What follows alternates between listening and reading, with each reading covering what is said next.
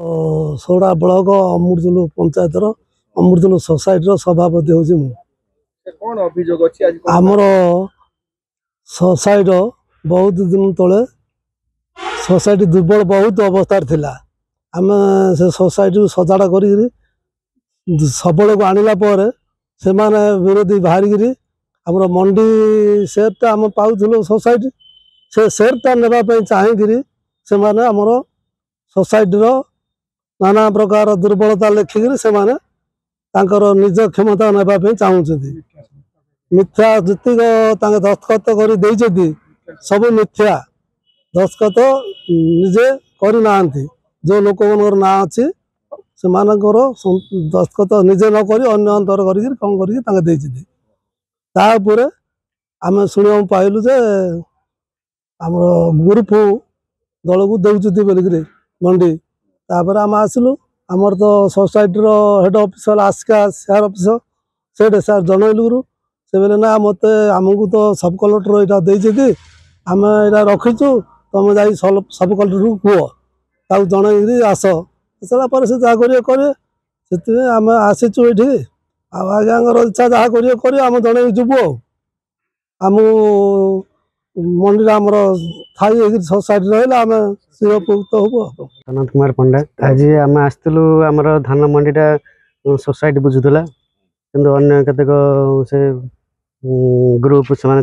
चेष्टा करते कि आमर यहाँ भी ठीक चलती आम ये सोसाइटी आम ठीक चलती कि सोसाइटी रहू से चाहूँ नाम विद्यासागर दल बेहरा सोडा ब्लॉक अंतर्गत अमृतुल सेवा समवाय सोसाइटी मु जड़े डायरेक्टर आज आम शुणा पाइलु जे आम सोसाइटी जो 2025-26 आर्थिक वर्ष खरीफ धान संग्रह निमंते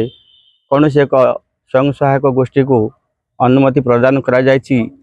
सब कलेक्टर सार जरिया आम शुणी आज आमर सोसाइटी चेयरमैन आमको जणाइले तो आम आज सोसाइटी निष्पत्ति नेलु जे आम सब कलेक्टर सार को जनाई जो मिथ्या अभियोग कर सोसाइटी ना रे आज ये जो करिसेंती या आम क्षोभ प्रकाश करुचु एथिरे जो माने अभियोग करिसेंती सोसाइटी ठीक से मंडी को चलाई पारुना बोली यार तदंत करा जाऊ एवं जो माने मंडी रो अधिकारी से माने कहीं एथिरे इलिगेशन करना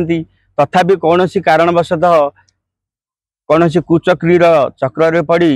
आमर सोसाइटी नाम बदनाम करने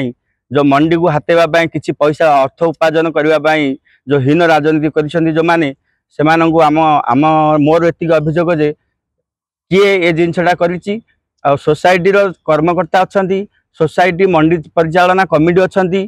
तो एमाने कहीं जानी नाहांती एमान बिना अजाणतरे एमाने जो कंप्लेन अभियोग करिसेंती जो माने सेमानकर मिथ्या दस्तखत करा जायछि तो किछि बंधु मोर सांगर उपस्थित अच्छा एमानकर भी सिग्नेचर मिथ्या संतक करा जायछि सेथिरे तो एणु आपण तदंत करी पुनरपि आम समिति को धान मंडी क्रय विक्रय अनुमति प्रदान कले आमे